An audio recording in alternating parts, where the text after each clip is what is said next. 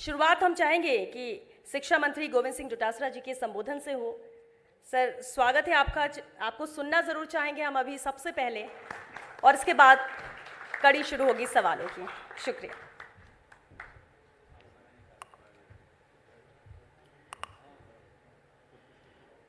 सबसे पहले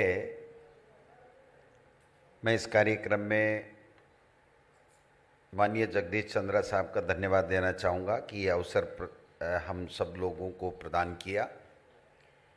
मंच पर मेरे साथी मंत्री आदरणीय सुभाष गर्ग साहब बैठे हैं और जितने भी शिक्षाविद जो मंच के ऊपर विराजमान हैं, हमारे आज के अतिथि हैं, सब विद्वान हैं, सबको प्रणाम करता हूँ, सैल्यूट करता हूँ, क्योंकि इनमें सब में गुरु का भाव है और गुरु को प्रणाम करके अगर कोई काम शुरू किया जाता है तो मैं समझता हूँ कि वो सफल रहता है। आप सब लोग भी आदरणीय, सम्माननीय, जो भी इस विषय के ऊपर रुचि रखते हैं, आप सब लोग यहाँ पधारे हैं। आपका भी राजस्थान के शिक्षा राज्य मंत्री की हैसियत से इस शिक्षा के कार्यक्रम में बहुत बहुत हार्दिक स्वागत और अभिनंदन। होस्ट तो चंद्रा साहब थे, लेकिन होस्ट मैं बन गया क्योंकि मुझे सबसे पहले बुला भी लिया और शिक्षा विभाग भी मेरे पास में है आज की तारीख में। तो मैं समझता हूँ कि शिक्षा का काम हो और मैं पीछे क्यों रहूँ। तो आप सबको साथ लेते हुए मैं मेरी बात प्रारंभ करना चाहता हूँ और प्रारंभ इस बात से करना चाहता हूँ कि शिक्षा निश्चित रूप से हमारी बुनियादी आवश्यकता है और शिक्षा से ही हर व्यक्ति का सर्वांगीण विकास संभव होता है। जिस जिस परिवार में, जिस जिस समाज में शिक्षा के महत्व को समझा, वो परिवार, वो समाज, वो प्रदेश, वो देश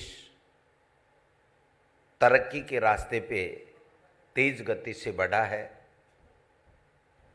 हमारे महापुरुष, हमारे शिक्षाविद, हमारे बुजुर्ग, हमारे साधु, हमारे संत हमेशा शिक्षा के महत्व के बारे में बताते रहे।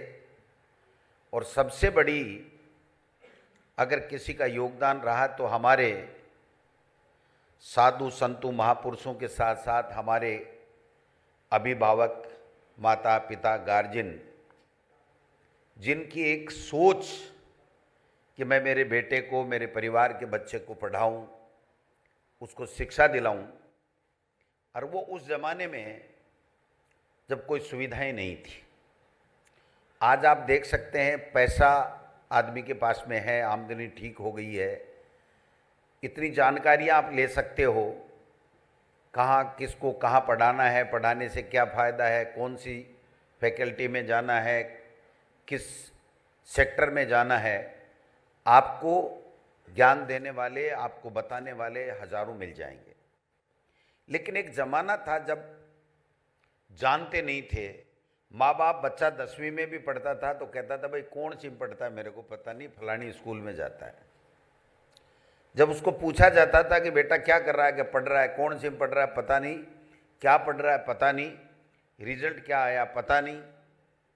उस स्थिति में हमारे बुजुर्गों ने हम लोगों को यहाँ तक पहुँचाया और हम सौभाग्यशाली हैं कि राजस्थान में हमेशा से शिक्षा का अच्छा माहौल रहा है, अच्छा समझ लोगों में रही है।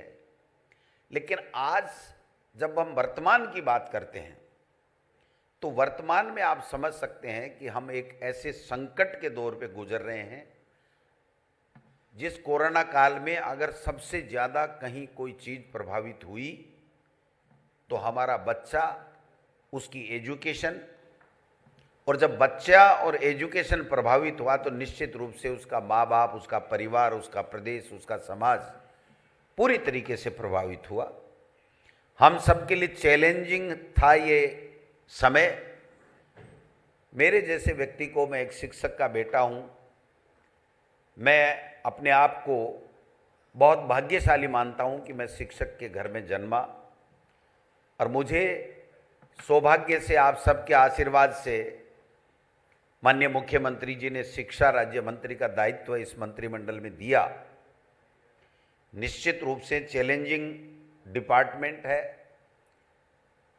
बड़ा डिपार्टमेंट है, लेकिन मैंने एक बात सोच के कि मेरे जैसे एक शिक्षक के बेटे को अगर शिक्षा मंत्री का दायित्व मिला है, जो हमेशा सरकारी स्कूल में पढ़ा और मेरे पिताजी भी सरकारी स्कूल में एचएम के पद से सेकेंडरी स्कूल में सेवानिवृत्त हुए थे, तो मुझे इस शिक्षा के क्षेत्र में जो कुछ करना है मैंने चेष्टाएं की।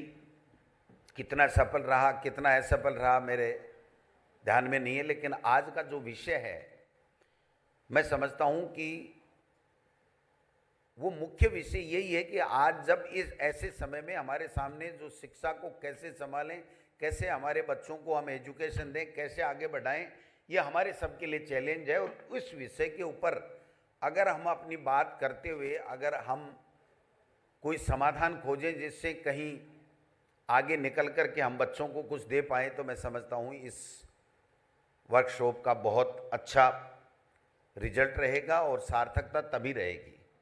मैं यहाँ मंच पे आकर के ये कह दूँ मैंने ये कर दिया, मैंने ये कर दिया, मैंने ये कर दिया, तो मैं समझता हूँ ज़्यादा उसकी कोई आज की तारीख में सार्थकता नहीं होगी। लेकिन हम देख रहे हैं कि जब कोरोना आया तो एकदम से स्कूलें बंद, सब कुछ बंद, किसी को कुछ पता नहीं हमें क्या करना है। महीना गुजर गया, 2 महीना गुजर गया, 3 महीना गुजर गया, फिर हमने सोचा भाई कुछ न कुछ तो करें। सरकारी स्कूलों में पढ़ने वाले बच्चों के पास में संसाधन सीमित होते हैं, प्राइवेट के पास में संसाधन ठीक होते हैं, लेकिन हमने हमारे जो भी संसाधन थे शिक्षकों की फौज के साथ मिलकर के प्रयास किए और इस कोरोना काल में भी बच्चों को, चाहे वो स्माइल प्रोजेक्ट हो, चाहे हवा महल हो, चाहे व्हाट्सएप ग्रुप बना करके हो, चाहे वर्कबुक छाप करके हो, चाहे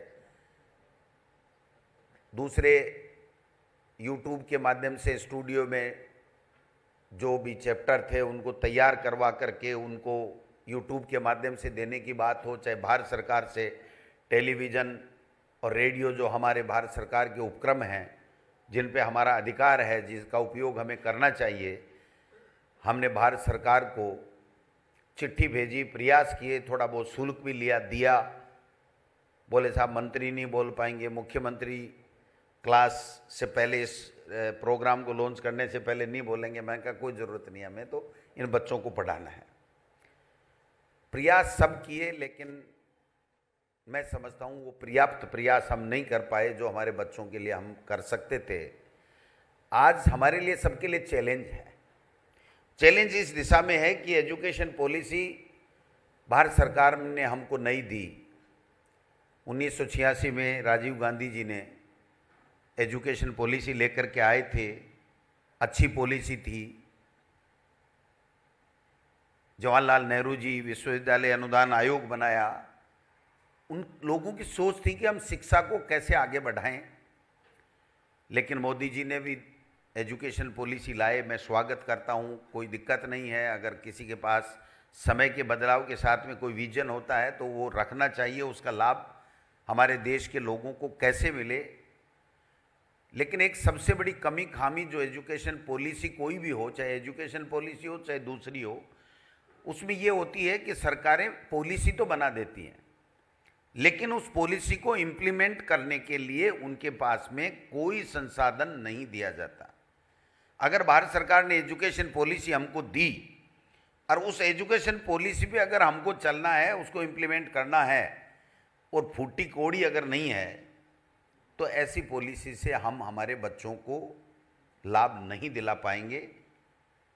राजस्थान जैसे भौगोलिक दृष्टि के इस प्रदेश में अगर हम ये उम्मीद करें कि सब जगह कॉम्प्लेक्स बना देंगे, 1 से 12 स्कूल कर देंगे, वहीं टीचर रहेगा, हम ये कर देंगे, पानी, बिजली, शौचालय सब कुछ कर देंगे, क्लास में जो आरटीई के नॉर्म्स है उसके मुताबिक आप बच्चों को बैठाएंगे, उनको फर्नीचर देंगे, स्मार्ट क्लासरूम देंगे, तो इन सब के लिए तो पैसा चाहिए।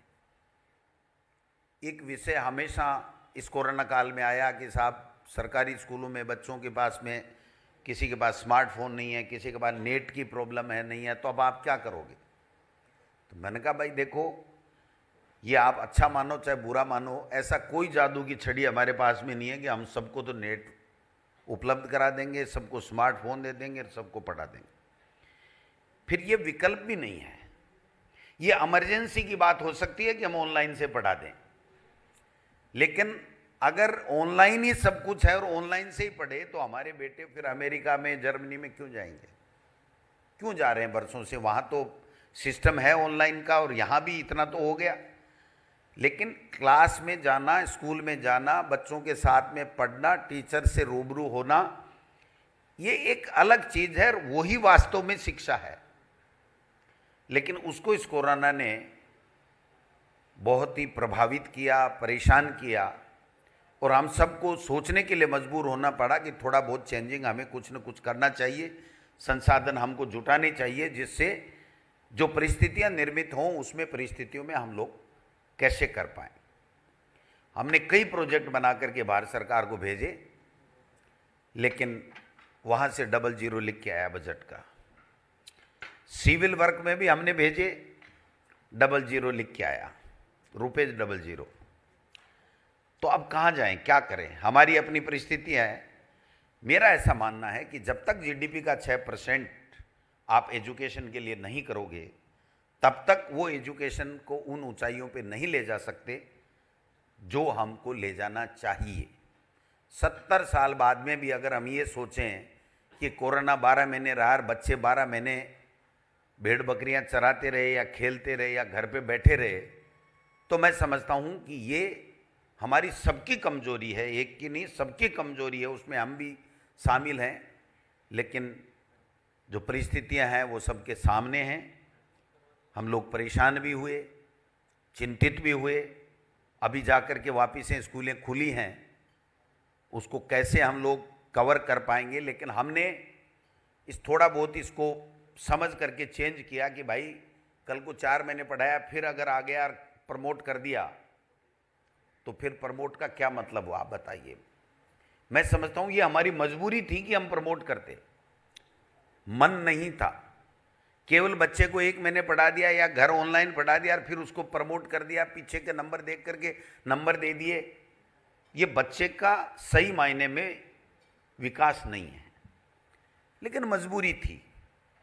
तो मैं तो इतना निवेदन करना चाहता हूं, लंबी बात नहीं करूंगा। आप जो भी बात राजस्थान की शिक्षा के संबंध में जो भी पूछेंगे हम करेंगे। लेकिन मैं मेरे मुख्यमंत्री जी को धन्यवाद देना चाहता हूं कि पहली साल में पहले बजट में 1200 स्कूलें क्रमोन्नति के लिए दिया, 1580 करोड़ रुपए का इंफ्रास्ट्रक्चर दिया, एग्रीकल्चर दिया, इंग्लिश मीडियम महात्मा गांधी जी के नाम से 201 स्कूलें दी।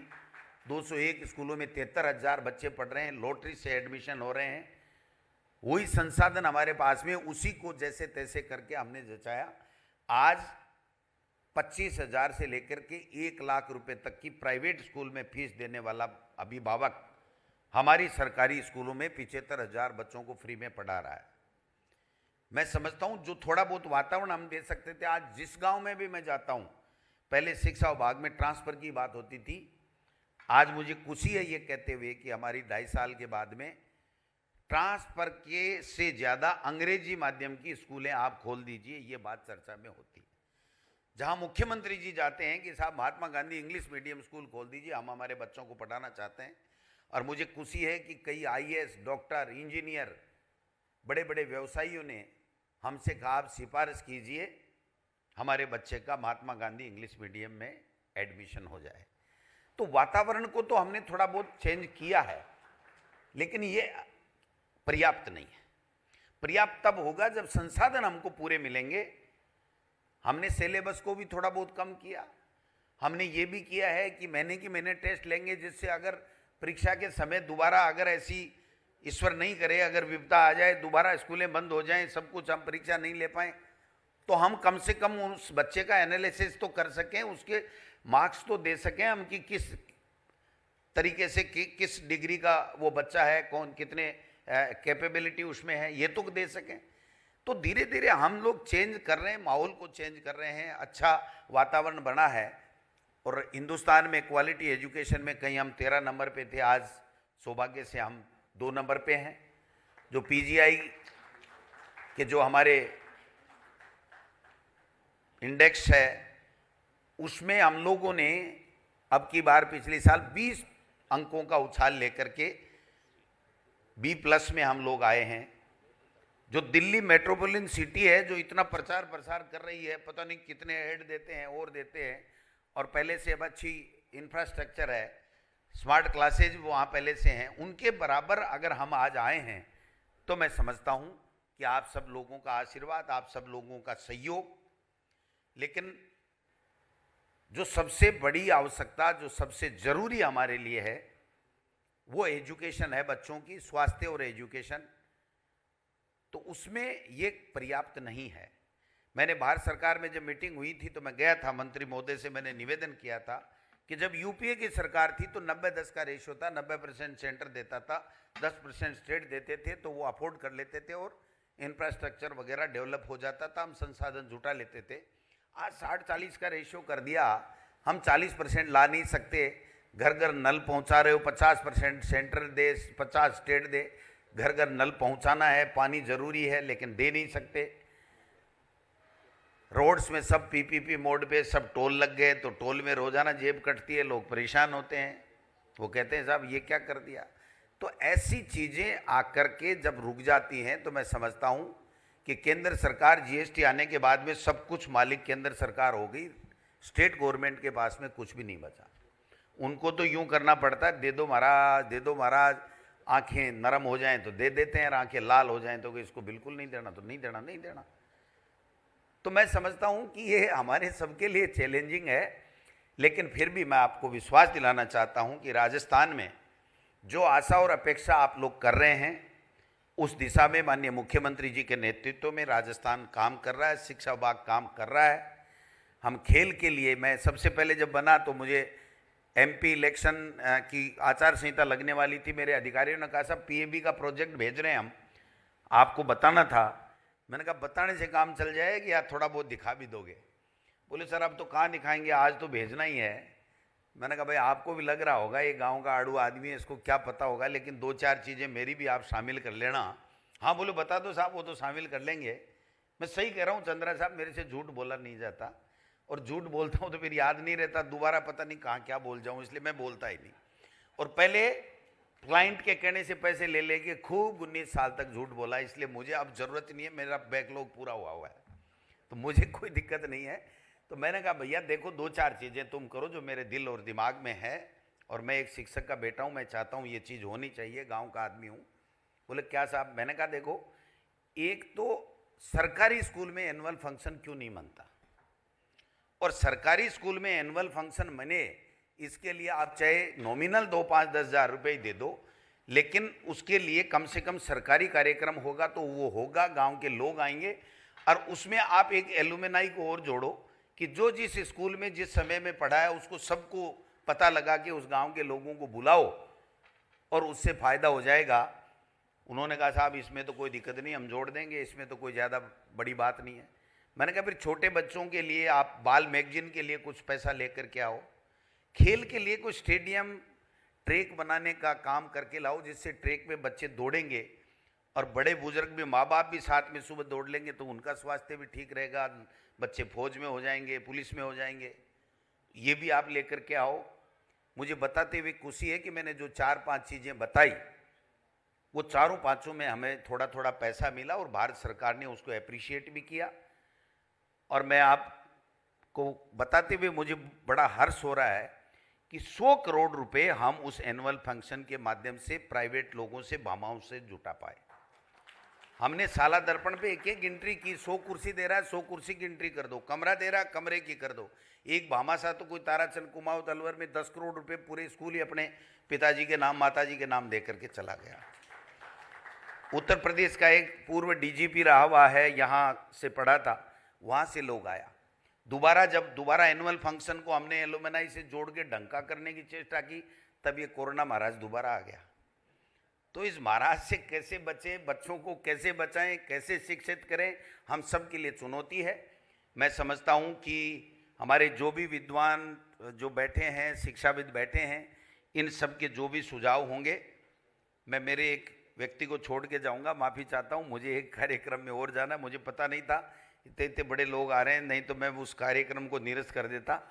अब बीच में कर नहीं पाऊंगा, माफ़ी चाहता हूं। तो हम लोग आपसे समझ करके उसमें कैसे हमारे प्रदेश में बच्चों को हम कैसे लाभ दे सकें, कैसे विपरीत परिस्थितियों में हम लोग उनके भविष्य को लेकर के कैसे संवारने का काम कर सकें, ये हम सब लोग कैसे करें, ये आपसे हम लोग आपके अनुभव, आपकी विद्वता और आपके जो विचार हैं उससे लेकर के हम राजस्थान में शिक्षा को आगे बढ़ाने का काम करेंगे। मैं समझता हूँ कि शिक्षा विभाग को एक समय ऐसा था जब केवल ट्रांसफर के लिए जाना चाहता था और उसी ट्रांसफर में शिक्षा विभाग बदनाम हो जाता था। आज मैं आपको यहाँ कह सकता हूँ, बड़ी बात तो नहीं करता, लेकिन हमने ऑनलाइन ट्रांसफ़र के लिए लेना करना थोड़ा बहुत उसको रिस्ट्रिक्ट भी किया, ज़्यादा नहीं हटाना है, ये नहीं करना है, फालतू में विकलांगों, विधवा महिलाओं को ज़्यादा परेशानी नहीं हो, ये भी क्राइटेरिया रखा।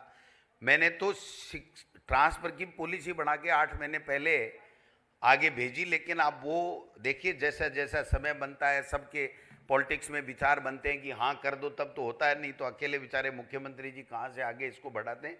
मेरा ये मानना है कि अगर एजुकेशन डिपार्टमेंट में कुछ करना है तो 2 चीज़ों की आवश्यकता है। पहली आवश्यकता है कि हमें टीचर्स के या कार्मिक की ट्रांसफ़र की पॉलिसी बना देनी चाहिए, नेताओं के हाथ में 1% वो बात नहीं रहनी चाहिए। एक बात तो ये करने की जरूरत है। दूसरा, भारत सरकार को हमको अलग से चाहे जीडीपी का 6% दें, 5 दें, नहीं दें, लेकिन इंफ्रास्ट्रक्चर के लिए और अन्य सुविधाओं के लिए, इन बच्चों की एजुकेशन के लिए देना चाहिए। आज आप समझ सकते हैं हम 201 और 1200 स्कूलें 2 साल में, हम 1400-1500 स्कूलें इंग्लिश मीडियम की खोल देंगे। हमारे पास कितने संसाधन हैं? नहीं है। भारत सरकार क्या दे रहा है? एक फूटी कौड़ी नहीं दे रहा। तो फिर यही घूम फिर के कोई बामासा लाएंगे, दानदाता लाएंगे, कोई थोड़ा बहुत इधर से काटेंगे, उधर से काटेंगे, कोई एमएलए देगा, एमपी देगा, कोई बामासा देगा, ऐसे करके जोड़ तोड़ करके काम करेंगे। तो जोड़ तोड़ करेंगे तो फिर जोड़ तोड़ ही रिजल्ट आएगा।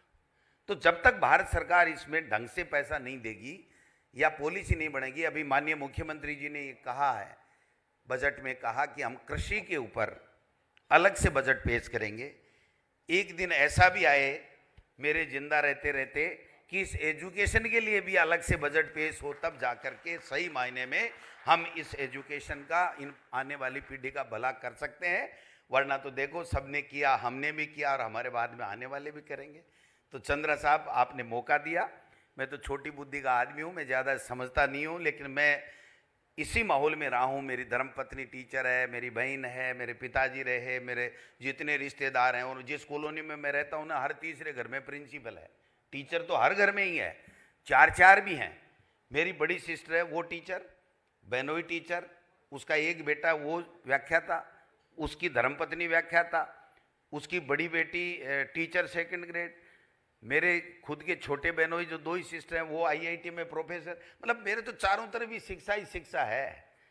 तो मैं समझता हूँ कि वो किन परिस्थितियों में पढ़े। आज परिस्थितियाँ बदली हैं, लेकिन आज समय भी तो बदला है। पहले किसी को लैपटॉप की इनकी जरूरत ही नहीं थी, एक पेंसिल पेन और वो क्या रबड़ ला दिया और फुट्टा ला दिया, और ड्राइंग बॉक्स होती थी, उसके बाद में बस राजा होते थे कि ड्राइंग बॉक्स मिल गई। आज तो आप लैपटॉप दे दो तो वो जीबी वाला कौन सा चाहिए, बड़ी जीबी, छोटी जीबी, उसमें भी बच्चे करते हैं। तो मैं समझता हूँ कि ज़माना बदल गया, और उस ज़माने के मुताबिक अगर हम इस एजुकेशन को नहीं सुधारेंगे तो हम आने वाले समय में अपने आप को माफ़ नहीं कर पाएंगे। ये सबको संकल्प लेना पड़ेगा, और जब सब संकल्प लेंगे तो किसी भी सरकार की हिम्मत नहीं है कि वो संकल्प नहीं लेगी। जब तक हम इस बात को आगे एक अभियान नहीं बना लेंगे कि नहीं, एजुकेशन में जो चीज़ चाहिए देनी पड़ेगी, चाहे सरकार केंद्र की हो चाहे राज्य की हो, हमारे बच्चों के लिए कुछ न कुछ आपको जो उनकी आवश्यकताएं आज के हिसाब से वो करना पड़ेगा।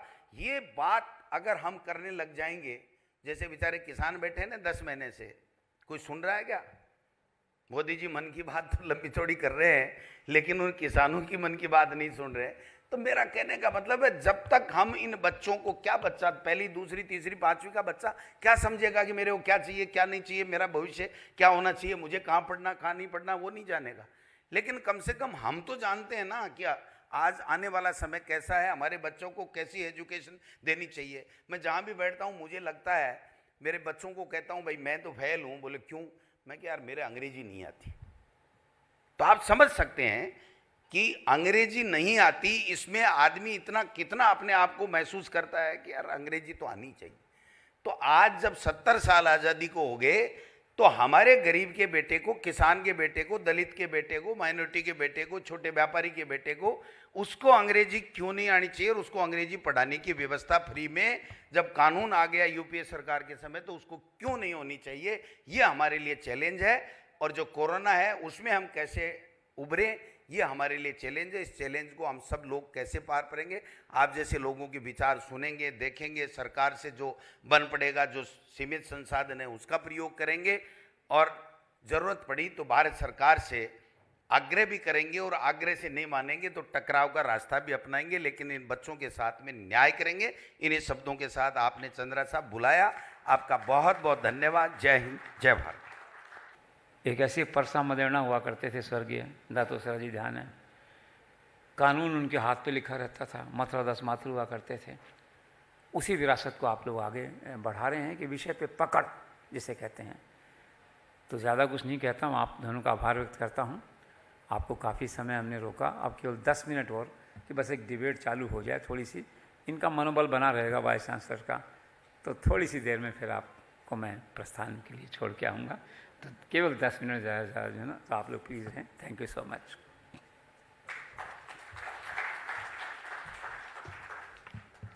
शुक्रिया सर, क्योंकि एजुकेशन समिट है और शिक्षाविद हमारे साथ मंच पर मौजूद हैं। बिना देरी किए सवाल शुरू करते हैं। हम चाहेंगे संक्षिप्त में जवाब भी हमें सबसे मिलता जाए। सबसे पहले डॉक्टर जी के प्रभु जी, मणिपाल यूनिवर्सिटी जयपुर से प्रेसिडेंट।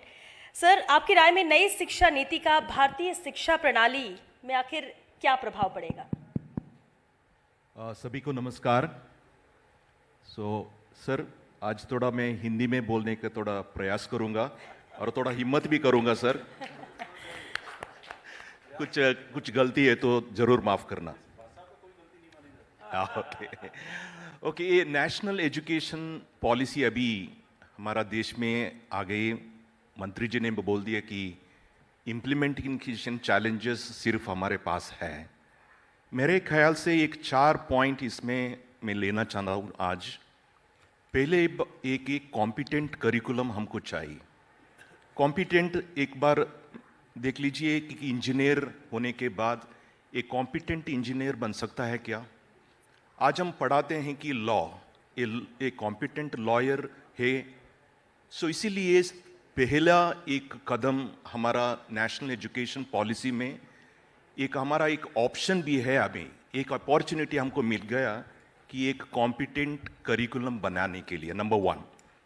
दूसरा, हम कुछ अभी पढ़ाते हैं, हम भी एक वाइस चांसलर हूँ, एक हर एजुकेशन और हर सिलेबस में ये रिलेवेंट है क्या? एक बार ये हमको सभी सोचना है कि कुछ स्टैटिस्टिक्स आता है कि देश में 75% of the engineers are not employable. इसका मतलब क्या है? इंजीनियर 4 साल पढ़ाने के बाद भी हमको एक रिलेवेंस नहीं है। ये रिलेवेंस लाने के लिए भी एक नेशनल एजुकेशन पॉलिसी अभी एक ऑप्शन है। बहुत सारे काम हम कर सकते हैं, क्योंकि ये बोर्ड ऑफ स्टडीज़ में एक इंडस्ट्री का पर्सन और प्रैक्टिकल पर्सन, ये हम सिर्फ इंजीनियरिंग का नहीं, एक लॉ एक सिलेबस करने के वक्त एक प्रैक्टिकल लॉयर हमारा बोर्ड स्टडीज़ में है, तो हम एक सिलेबस में थोड़ा रिलेवेंस लाने के लिए प्रयास भी कर सकते हैं। ये करना चाहिए। तीसरा इज़ अ फ्लेक्सिबिलिटी। आज हमको एक ऑप्शन है ये फ्लेक्सिबिलिटी लाने के लिए, क्योंकि इसी अभी देखो ये करिकुलम, हम एक एजुकेशन को बनाते हैं, एक प्रोग्राम को, ये पूरा करिकुलम एक टीचर्स बैठ के हम करते हैं। स्टूडेंट्स को क्यों चाहिए? स्टूडेंट्स को एक इंजीनियरिंग सब्जेक्ट के बिना और कुछ पढ़ने का उनका मन है क्या? और थोड़ा ह्यूमैनिटीज़, थोड़ा साइंसेस, और सिविल इंजीनियर बन के बाद भी थोड़ा कंप्यूटर हम पढ़ा सकते हैं। एक लॉयर बन के बाद एक थोड़ा और maybe even dance, even humanities और डिजिटल मार्केटिंग, ये थोड़ा फ्लेक्सिबिलिटी हर करिकुलम में लाना है.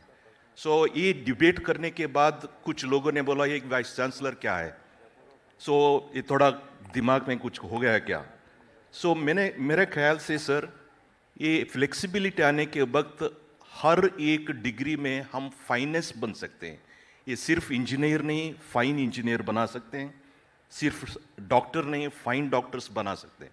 The last part of the advantage of the national education policy is a fun in education. आज देखो कॉलेज जाने के लिए फन है सर, सभी लोग आते हैं. क्लास में बैठने के लिए फन नहीं है, क्योंकि हमारा ज़्यादा एजुकेशन अभी एक ये रूटीन में चलता है. फन लाने के लिए सर थोड़ा एक एक्सपीरियंशियल थोड़ा होना है. सो और एक बात मैं फ़ोन करूँगा, competent curriculum, next is relevant curriculum, third one is the flexibility in curriculum, and the last part is the fun in education. ये सभी चीज़ों को लाने के लिए ये NEP 2020 मैडम थोड़ा हमको एक फ्लेक्सिबिलिटी अभी देता है, बट हम वो इम्प्लीमेंटेशन करना है सभी वाइस चांसलर्स.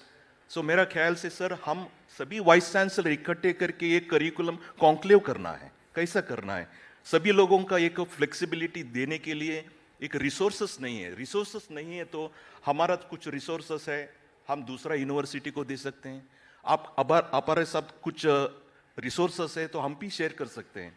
सो ये एक माहौल हम बनाना चाहते हैं, बनाना चाहिए. सो ये मेरा याद है सर. फिर और एक बार माफ़ी चाहता हूँ कुछ गलती हो तो बोलने के वक्त. Thank you. Mister Sharif Khan ji, director है डॉल्फिन एजुकेशन से. शरीफ जी, किसी भी विद्यार्थी के लिए नीट या फिर हम अन्य प्रतिस्पर्धी प्रतियोगी परीक्षाओं की बात करते हैं, उसके लिए काउंसलिंग कितनी ज़रूरी है, उसकी तैयारी कितनी अहम होती है, क्या भूमिका इसकी मानते हैं? सबसे पहले जितने भी यहाँ पर मेरे फ्रेंड्स और गार्जियंस बैठे हुए हैं, सब मेरे से लोग बड़े ही हैं, उनको मैं गुड इवनिंग करना चाहूँगा. और शिक्षा एक इंसान के जीवन में क्या महत्व रखती है उसका एग्जाम्पल मैं आज आपको यहीं जीता जागता दे रहा हूँ कि शिक्षा की वजह से ही आज मैं और मेरे गुरु अग्रवाल सर, आर्य कॉलेज से मैं इंजीनियरिंग किया हुआ हूँ सर, आप दोनों एक साथ बैठे हुए हैं. यह सिर्फ शिक्षा की पावर है कि इंसान को किसी में बिना भेदभाव करे आगे बढ़ा सकती है. मैम ने मेरे से सवाल किया है कि काउंसलिंग क्या इम्पोर्टेंस रखती है. काउंसलिंग शिक्षा बच्चे को नीट हो या कोई भी प्रतिस्पर्धा वाली परीक्षा हो, उसके लिए काउंसलिंग इतनी जरूरी रखती है जितनी एक लकड़हारे के लिए उसकी कुल्हाड़ी को तेज करना. इतनी ज़्यादा इंपॉर्टेंस एक काउंसलिंग होती है. कोई बच्चा जब पढ़ने के लिए 12 महीने कंटिन्यू जब वो पढ़ाई करता है तो 3-4 महीने पढ़ने के बाद उसको एक थकान सी फील हो जाती है, वो डिमोटिवेशन हो जाता है. उस बंदे के दिमाग में आ जाता है मेरा सिलेक्शन होगा या नहीं होगा, इतना टफ कंपटीशन है. अगर उस टाइम पर उस बच्चे को जिस भी इंस्टीट्यूशन में वो पढ़ रहा है, अगर एक 2-2.5-3 महीने के बीच इंटरवल में उसको एक ऐसा मोटिवेशनल, ऐसा एक प्रोफेशनलिज्म वाला मोटिवेशनल काउंसलर मिल जाए तो लिटरली उस इंसान के अंदर एक जान आ जाती है और वो वापस अपने लक्ष्य की प्राप्ति कर सकता है. Thank you ma'am. Thank you sir, thank you. Doctor Arvind Agarwal ji, आपकी राय इसमें ज़रूर जानना चाहेंगे कि आखिर self finance engineering college affiliated to Rajasthan technical university यानी RU और प्राइवेट यूनिवर्सिटी के द्वारा प्रदान की गई इंजीनियरिंग कॉलेज की डिग्री में अंतर क्या है? फर्स्ट ऑफ ऑल मैं सबका थैंक यू बोलना चाहता हूं जो मंच पे बैठे हुए हैं, और फर्स्ट ईयर का थैंक यू बोलना चाहता हूं. देखिए, आपने एक बहुत डिफ़िकल्ट क्वेश्चन पूछा है and this is like A divide and rule policy. लेकिन जैसे कि 2000 में ग्रॉस इनरोलमेंट रेशियो 10% था और गवर्नमेंट के पास साधन नहीं थे, संसाधन नहीं थे, तो प्राइवेटाइजेशन ऑफ द एजुकेशन एक निकला कि भाई प्राइवेट सोसाइटीज़ एंड ट्रस्ट को फॉरवर्ड करा जाए, जिससे कि वो अपने संसाधनों को और फंड्स को इस्तेमाल करके शिक्षा का प्रसार कर सकें. लेकिन ओवर द ईयर्स क्या हुआ, government of India and government of states जितनी भी हैं, उन्होंने दो तरह के प्राइवेटाइजेशन शुरू कर दिए। एक सेल्फ प्राइवेट इंस्टीट्यूट्स करे जो AICT से और स्टेट यूनिवर्सिटी से अप्रूवल एंड एफिलिएटेड हैं, और वो बहुत रेगुलेटेड हैं और बहुत स्ट्रक्चर्ड हैं, और उनके ऊपर बहुत सारे प्रेशर्स एंड पुश हैं, और बहुत सारे नॉर्म्स हैं, रूल्स हैं, रेगुलेशंस हैं। और जो उनका बच्चा है और जो हमने इंफ्रास्ट्रक्चर खड़ा करा, वो अकॉर्डिंग टू द गवर्नमेंट है और according to the rules and regulations हैं, और हमारी एजुकेशन बहुत स्ट्रक्चर्ड है। लेकिन जैसे जैसे प्राइवेट यूनिवर्सिटीज़ का विस्तार हुआ, private universities they are, it is like a law of convenience, थोड़ा सा लॉ ऑफ कन्वीनियंस है।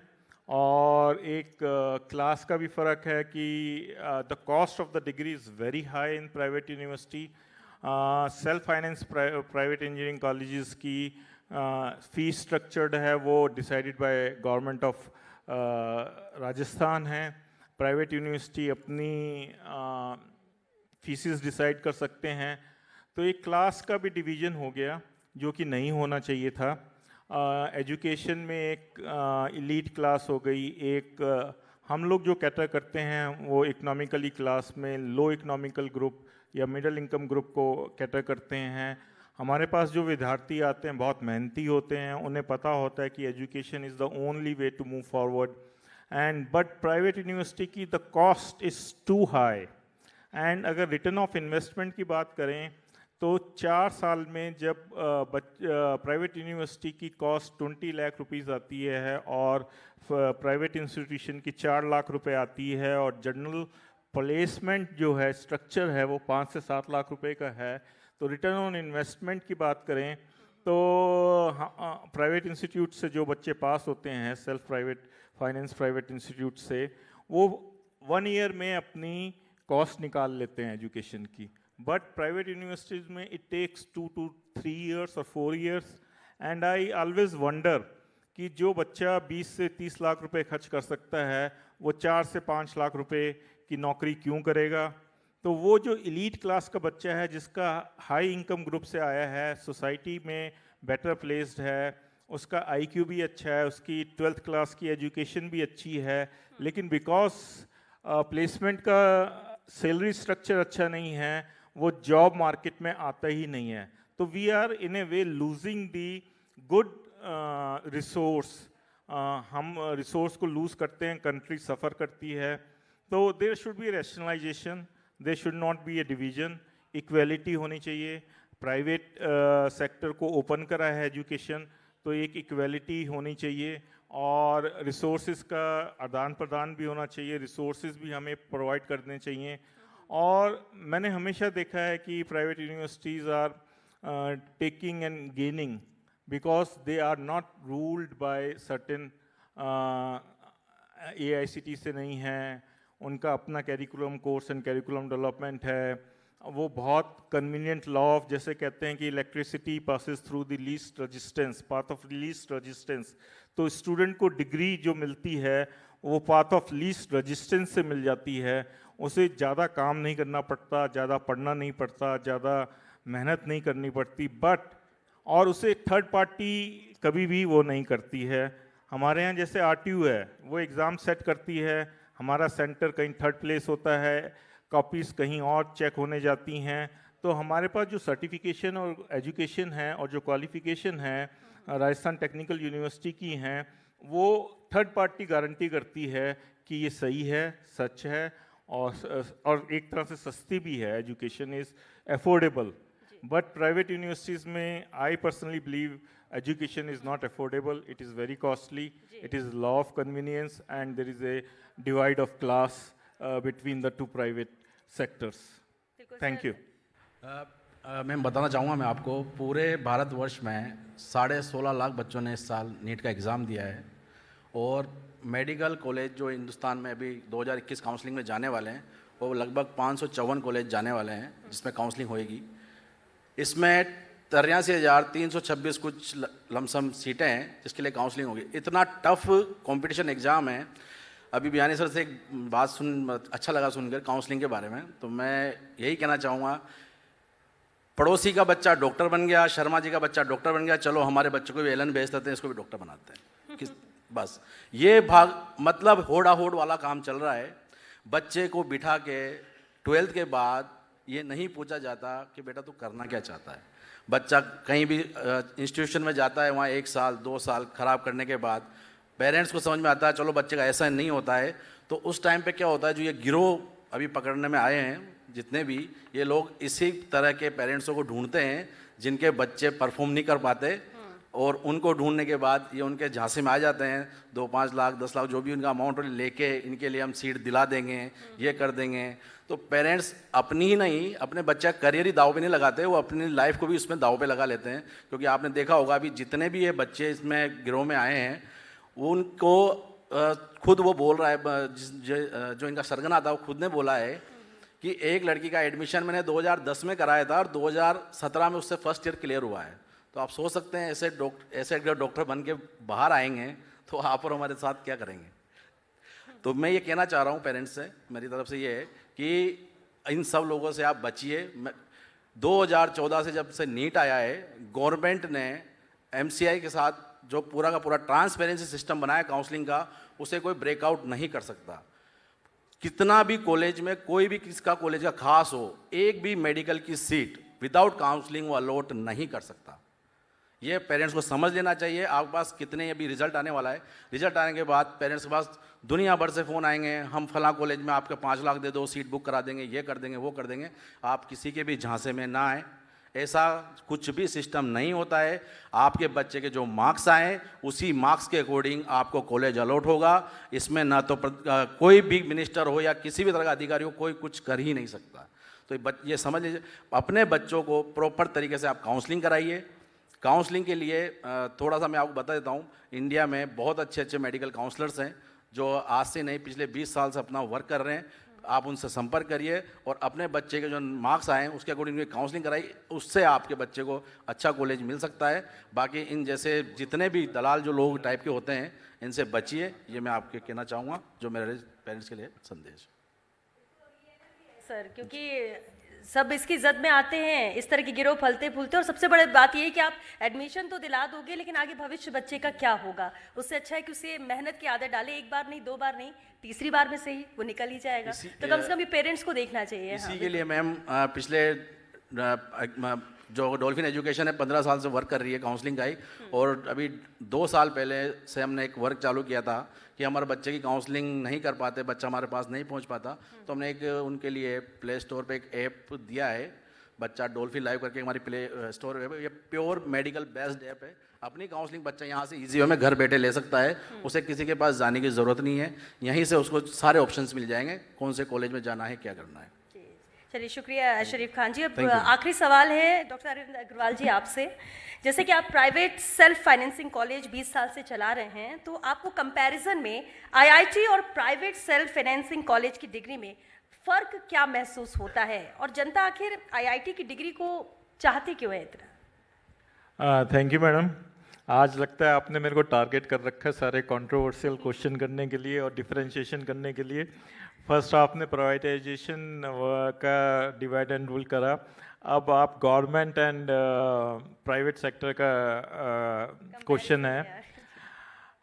बेसिकली आप ये मान के चलिए कि IITs आर इलीट क्लास है, 1960 से बॉर्न एंड ब्रॉट अप है, फीडेड बाय गवर्नमेंट है, अनलिमिटेड फंड्स हैं, और अभी तक अपने पैरों पे खड़ी नहीं हो पाई है। They are not self sustained.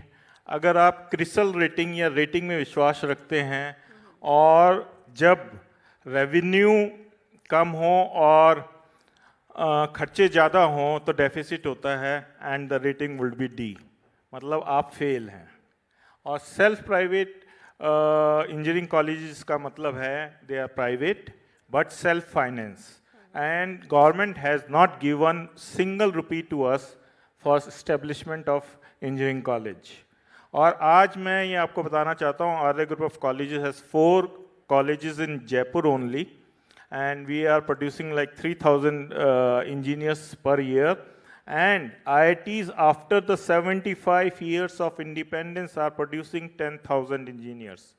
ये जो मारामारी है, जो 10 लाख लोग जेई IIT और एडवांस देते हैं या IIT के लिए देते हैं, और वो अपना तन मन धन और पेरेंट्स का और सोसाइटी का खर्च करके 8वीं क्लास से 12वीं क्लास तक पहुंचते हैं, 12वीं क्लास से कोचिंग करते हैं, फिर IIT में पहुंचते हैं, और IIT में इफ़ यू विल फाइंड तो 35% to 50% teachers are not there, vacancies are open, and rest 50% be assured available नहीं है। कभी भी स्टूडेंट उनसे कहीं पे भी एक क्वेश्चन नहीं पूछ सकता। क्यों नहीं पूछ सकता? क्योंकि अगर उसने क्वेश्चन पूछा तो वो फेल हो जाएगा। टोटलिटी में उसका भविष्य टीचर के हाथ में है। ये एक यूएस सिस्टम है, where system is good because teachers are good and honesty is there, integrity of the teacher is above all the things. वहाँ पे टीचर डिसाइड करता है स्टूडेंट का ग्रेड, एग्जाम्स नहीं डिसाइड करते हैं। I have studied psychiatry MD in USA, वहाँ पे टीचर डिसाइड करता है ग्रेड, एग्जाम्स नहीं करते। इसी तरह IIT में भी टीचर डिसाइड करता है ग्रेड और एग्ज़ाम नहीं करता है। जब इस स्थिति में टीचर के सामने स्टूडेंट सर नहीं उठा सकता, वो जो भी है सिस्टम को फॉलो करता है और सिस्टम में आगे बढ़ता है। और हम लोगों को एक तरह से मैं तो ये कहूँगा कि we are a sufferer of prejudice और may be racial, white and black. IITs are white and private engineering college are black, and उनके ऊपर सारे रूल्स एंड रेगुलेशंस लगते हैं। थर्ड पार्टी हमारे को प्रमोट करती है, पास करती है, तो हम एजुकेशन दे सकते हैं। हम बच्चे को एग्ज़ाम दिलाते हैं, जब वो पास होते हैं। और प्लेसमेंट की स्थिति आर्य ग्रुप में ये है कि we don't have the dates. आज मेरे पास डेट्स नहीं हैं प्लेसमेंट कंपनीज को देने के लिए। We are struggling to give the dates. 5 MNC आ चुकी हैं, 5 इन उसमें हैं, और एवरेज पैकेज हमारा IIT के एवरेज पैकेज से बराबर है। IITians 2-4 जने होते हैं जो धोनी के बराबर होते हैं, 6 मार देते हैं और वो जिता देते हैं, वर्ल्ड कप जिता देते हैं। इसी तरह IITians 2-4 होते हैं जो 6 मार देते हैं और नाम प्रोड्यूस कर देते हैं। Rest it is a same average package. और आप सब यहाँ पे टैक्स पेयर्स हैं, मैं आपको बताना चाहता हूँ कि गवर्नमेंट ऑफ इंडिया अगर हमको चॉइस दे कि आप सब्सिडाइज करेंगे, आप टैक्स पे करेंगे, IIT के लिए करेंगे या 5वीं साल के बच्चे के लिए पैसा देंगे या किसान के लिए पैसा देंगे या गरीब आदमी के लिए देंगे, तो 95% ऑफ द पॉपुलेशन ये कहेगी yes my taxes should go either बहुत गरीब लोगों के लिए, उनके उत्थान के लिए। लेकिन अभी भी हम 60,000 करोड़ या 1 लाख करोड़ का बजट हो गया है हायर एजुकेशन का, उसमें से 60,000 करोड़ हम IIT और IIM को देते हैं। और प्राइमरी एजुकेशन का अभी तक ऐड आता है कि 17 रुपये आप डोनेट करें और हम एक बच्चे को 1 दिन की एजुकेशन देंगे। दैट मीन्स 5,000 रुपये में हम प्राइमरी एजुकेशन देते हैं, और 24 लाख में IIT की actual cost of fees is 24 lakhs and student fills only 6 lakh rupees। तो 18 लाख रुपए आपके जैसे लोग और हमारे जैसे लोग उनको सब्सिडाइज करते हैं, टैक्स देते हैं हम जब IITs चलते हैं। और हम सेल्फ फाइनेंसिंग हैं, डे 1 से हैं, स्टैंडिंग हैं। मैं जितनी इनोवेशन 10 IITs में होती होंगी उतनी इनोवेशन मेरे कॉलेज में होती है। मैन्युफैक्चरिंग तो IIT सोचता ही नहीं है, कोई चीज़ मैन्युफैक्चर कर ही नहीं सकता। आप हमारे यहाँ आएँ, हम आपको world class robotic design to manufacturing, Boston Dynamics the biggest name, उससे हम compete करते हैं, उसके प्रोडक्ट हम बनाते हैं। तो that kind of infrastructure, ecosystem and enterprise we have created. Our students are not going to be only the job seekers but the job providers. Enterprise तो हमारे खून में है। मैं सिर्फ IITs को सिर्फ एक बात के लिए एडमायर करता हूँ कि वो एंटरप्रेन्योर बनाते हैं, एंटरप्राइज बनाते हैं, वो कंपनी खोलते हैं, स्टार्टअप करते हैं और स्टार्टअप से जॉब जनरेट करते हैं, जो कि गवर्नमेंट का एक वो है कि गवर्नमेंट हर सबको नौकरी नहीं दे सकती। They promote startups. अब स्टार्टअप्स यूनिकॉर्न बनने लग गए हैं। चाइना जैसे जैसे नीचे जा रहा है, हमारे यूनिकॉर्न्स ऊपर आ रहे हैं। Unicorns is like that within 5 years, if you create a company revenue of 1 billion, that is the definition of unicorn. And IITians, मैं ये जरूर मानता हूँ कि वो एंटरप्रेन्योर हैं, स्टार्टअप में हैं, और वो नौकरियाँ बहुत देते हैं और वेल्थ क्रिएटर्स हैं, बट हम भी वही हैं। We are also entrepreneurs and we are also producing entrepreneurs, but we are self-financed. They are dependent on the government fund. जिस दिन गवर्नमेंट फंड बंद कर देगी उस दिन मैं मानूंगा, अगर IIT वेंटिलेटर पे है, अगर गवर्नमेंट जिस दिन फंड फ्लो बंद कर देगी वो वेंटिलेटर की ऑक्सीजन खत्म हो जाएगी। And I don't know what will be the condition of IITians. I don't know. Thank you.